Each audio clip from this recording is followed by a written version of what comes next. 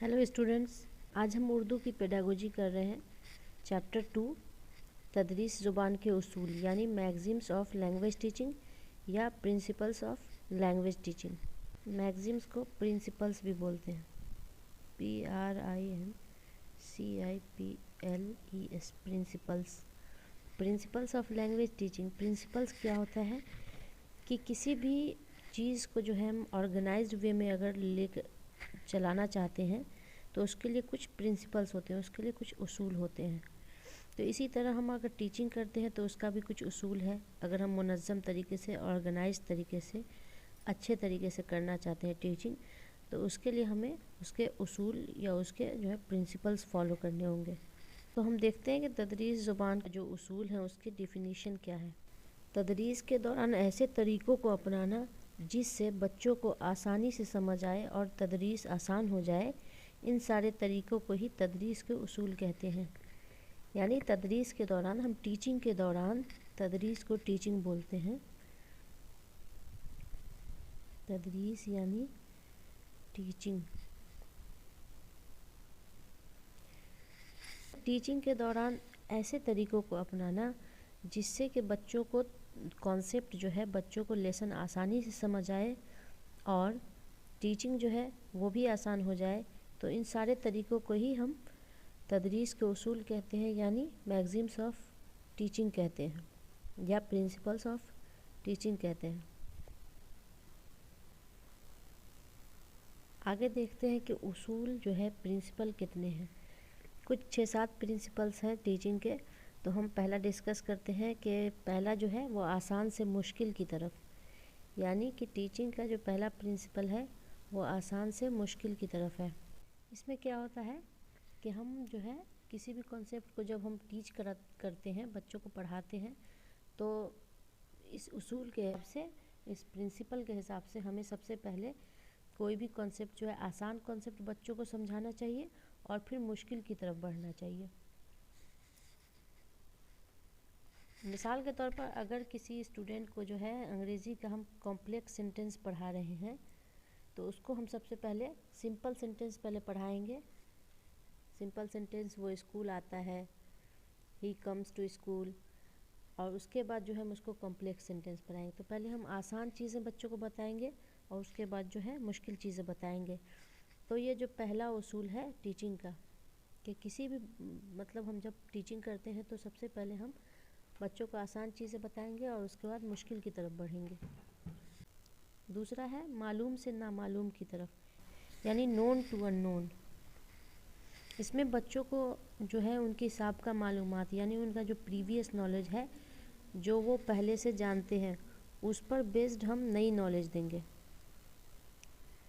जैसे बच्चे जो है फल के, सेब के बारे में जाते हैं, तो हम बच्चों को पहले अगर फल के बारे में हम बताएंगे तो पहले उनको सेब दिखाएंगे, क्योंकि वो बच्चे जो है ज़रा सा बड़े होते हैं तो उन्हें पता होता है कि हाँ ये एप्पल है। तो एप्पल, अगर हम पूरे फ्रूट्स के बारे में बताना चाहेंगे तो पहले हम एप्पल दिखाएंगे। तो जो बच्चा पहले से जानता है उसको हम पहले बताएंगे और फिर हम जो अननोन है बच्चों के लिए, जो वो नहीं जानते, उसके बारे में फिर बाद में बताएंगे। इसकी एक और एग्ज़ाम्पल है कि अगर हम किसी बच्चे को, अगर हम क्लास में बच्चों को जो है फूड्स के बारे में बता रहे हैं कि फूड्स में जो कंपोनेंट्स होते हैं, जैसे कार्बोहाइड्रेट, प्रोटीन, तो बच्चों को अगर हम फूड कंपोनेंट्स के बारे में पढ़ाना चाह रहे हैं तो उन्हें सबसे पहले हम ये बताएंगे कि फूड्स क्या होती हैं, क्योंकि वो फूड्स के बारे में पहले से जानते हैं। तो जो फूड्स के बारे में पहले से जानते हैं, उसके बाद आगे बताएं कि फूड्स में कौन कौन सा कंपोनेंट होता है।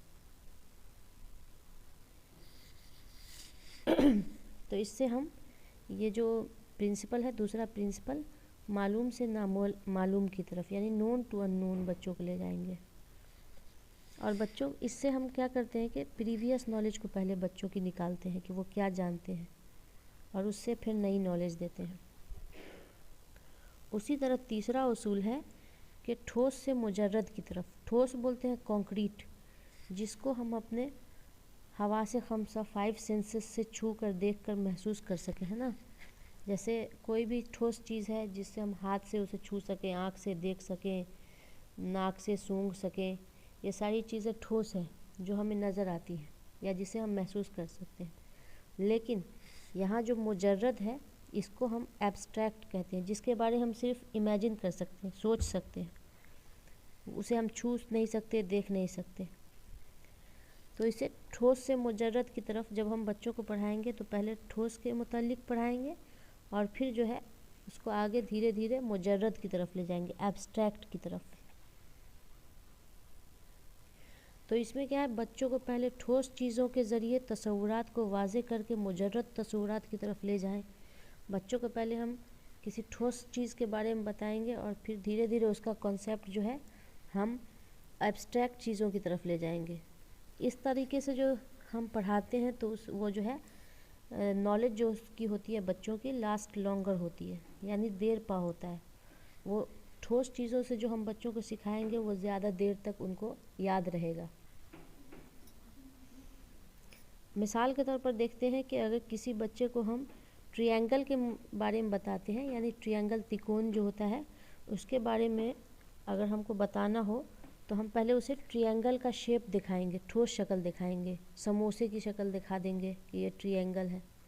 क्योंकि बच्चों को हम सिर्फ ट्रायंगल बताएंगे, ट्रायंगल, तो उन्हें नहीं पता होगा कि ट्रायंगल क्या होता है। लेकिन अगर हम समोसा दिखाएं या प्रिज्म वो दिखाएं, समोसा दिखाएं या कोई भी त्रिकोणीय चीज़ दिखाएं और उसके बाद बताएं कि ट्रायंगल ऐसा होता है, तो उनको ये समझ आ जाएगा। तो इस तरह से ठोस से मुजर्रद की तरफ हम बच्चों को नॉलेज देते हैं। चौथा प्रिंसिपल है इस्तक़राई से इस्तख़राजी की तरफ, यानी इंडक्टिव टू डिडक्टिव। इंडक्शन या डिडक्शन, इंडक्शन से डिडक्शन की तरफ, इस्तक़राई से इस्तख़राजी की तरफ। इसमें पहले मिसाल पेश की जाती है, फिर मिसालों से जुड़े हक़ाइक़, नताइज या थ्योरी बताई जाती है। मिसाल के तौर पर अगर हम बच्चों को कोई नरेशन पढ़ा रहे हैं तो हम पहले उसको डायरेक्ट और इनडायरेक्ट स्पीच में बदलना सिखाएंगे कि डायरेक्ट को इनडायरेक्ट स्पीच में बदलिए, और उसका जो कन्वर्ज़न होगा, उसको जो बदलेंगे बच्चे, उसके फिर हम कानून को बताएंगे कि अच्छा डायरेक्ट स्पीच को इनडायरेक्ट में कैसे बदला, कौन कौन सा टेंस, कौन कौन सा सेंटेंस यूज़ किया गया। तो हम जो टीचिंग में सबसे बेनिफिशियल जो होता है यही तरीका होता है, इंडक्शन से डिडक्शन।